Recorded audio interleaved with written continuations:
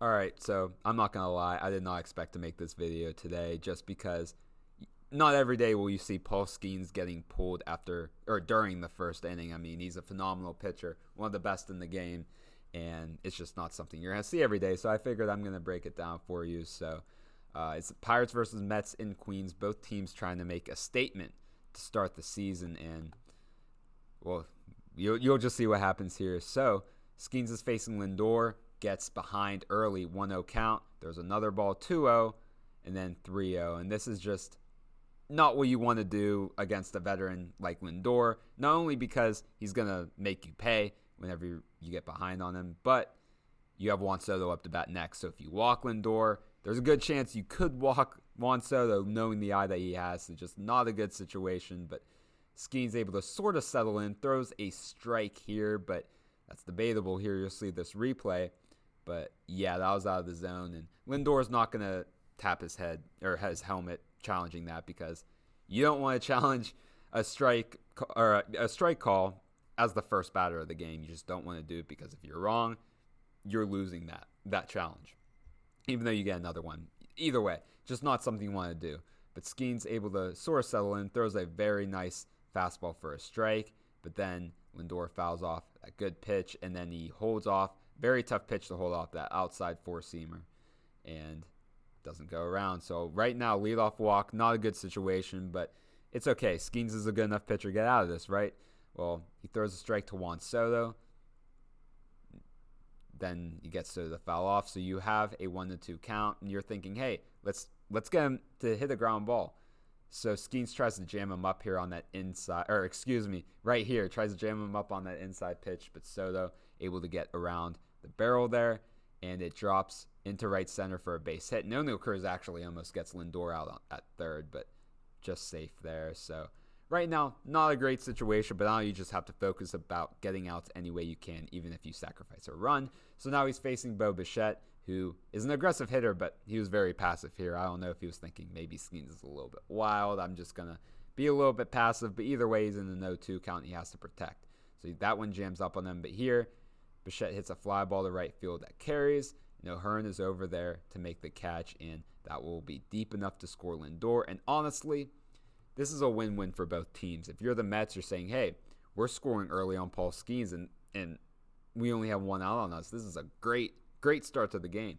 And if you're Paul Skenes and the Pirates, you're saying, I am willing 100% to sacrifice a run to get an out. We need outs here. We're up 2-0. Let's just focus about getting that out, because now there's a runner on first with one out. That is a double play situation. So now you're in a more ideal spot here, and you can just worry about the next hitter.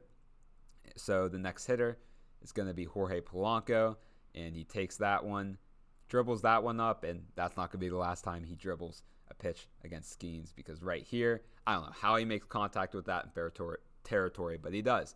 And it's hitting the no man's land because Nick Gonzalez was playing deep, so Skenes has to field it, and he has to hold, because you don't want to risk making an error there. So just everything that could go wrong is going wrong. But once again, you're still in a double play spot, and you're pitching to someone who might be prone to that. Luis Robert Jr., he's someone that's going to make contact with the ball. He strikes out a decent bit, doesn't walk very much, so you're banking on him to either strike out or make contact with this. So Skenes is going to try to attack low to force that double play. Just an obvious situation there. But Luis Robert Jr. decides this at-bat, he's going to make this arguably his best at-bat of his career. So you'll see in a second. It didn't look that way to start. That first pitch waves at that first strike, but then he takes a ball, and then he fouls this one off. But now here's where the at-bat gets really good. Fouls off the two-strike pitch. Fouls off another. Just protecting here at the plate. Fouls off a pitch that's close, and then takes a ball that's obvious. I mean, this is a lost art in baseball. A lot of hitters, and a lot of the times they're right. They think they have the greatest eye in the world, and a lot of the times they'll take a very close two-strike pitch that's just outside the zone, and they get rung up, and then they get mad. And it's like, well, you got to protect at the plate. You can't let the umpire dictate the game. And I know that the ABS is in play, but it's risky to do so in the first inning. So what Robert Jr. is doing here is protecting anything close and taking what's obvious, and I love it. Once again, it's a lost art in baseball. You just don't see much protection at the plate at all. So this is just great to see. And then fouls off another close pitch, takes what's obvious, and then this was very impressive. I mean, look at this pitch from Paul Skenes. It's beautiful. Into the zone and pretty much the entire way until it just gets out at the last second. But I don't know how Robert held off of this one.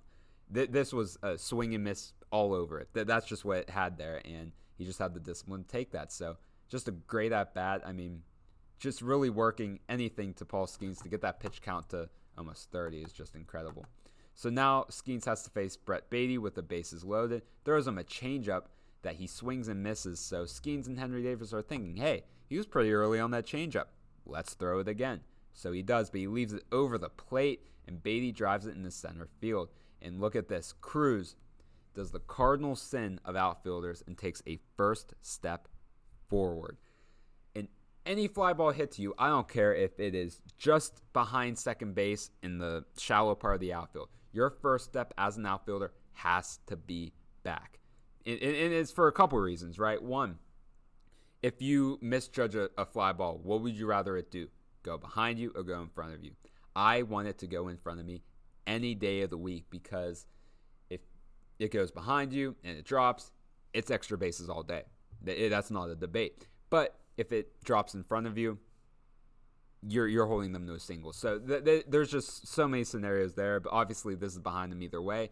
And the second reason why you got to make that first step back is because it is a lot more easier to make an adjustment by taking a step back than taking a step forward. If you take a step back, it's a lot easier to go forward and to retrace your steps to make that play, or it's easier to just keep going back if you need to.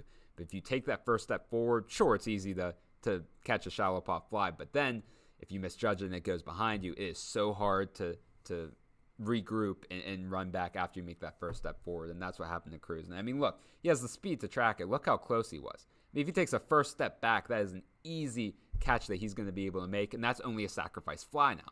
So now it would be 2 outs, 2-2 ball game. You're thinking, hey, we just need one more out and we're good.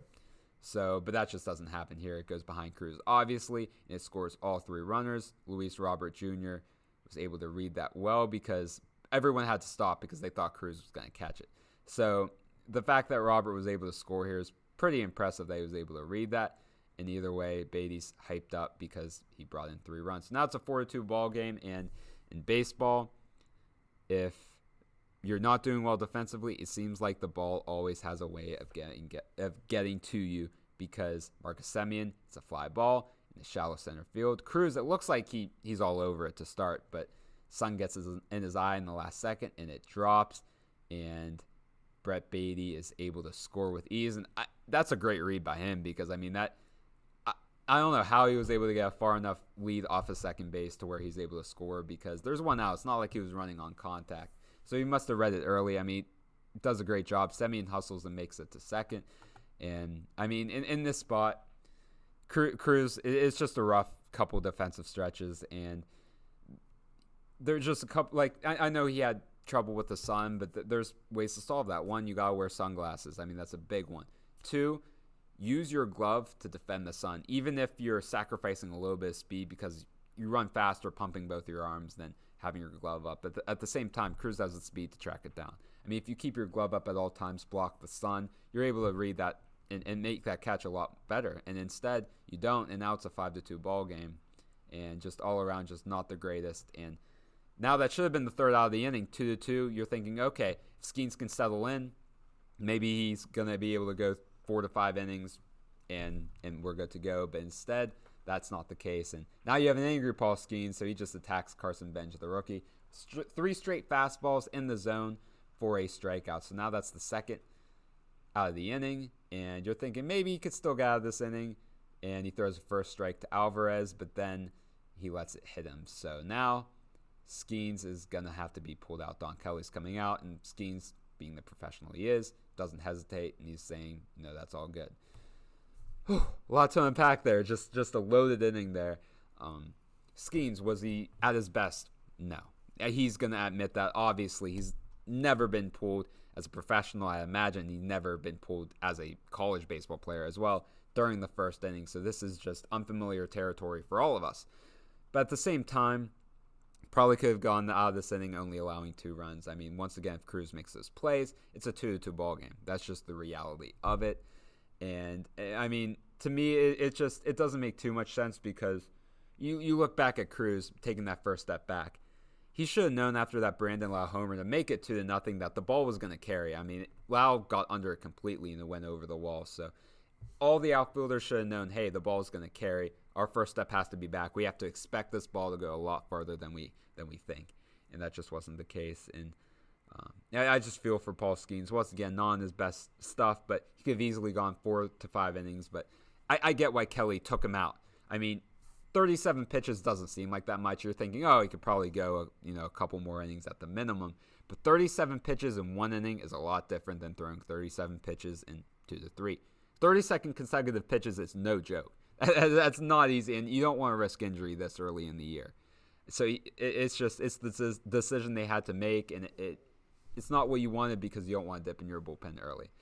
And I know this is one of my longer breakdowns, but there's just so much to unpack here. It's just a lot of craziness, but it's only the first game, so we'll see what happens for both teams. And thank you guys so much for watching.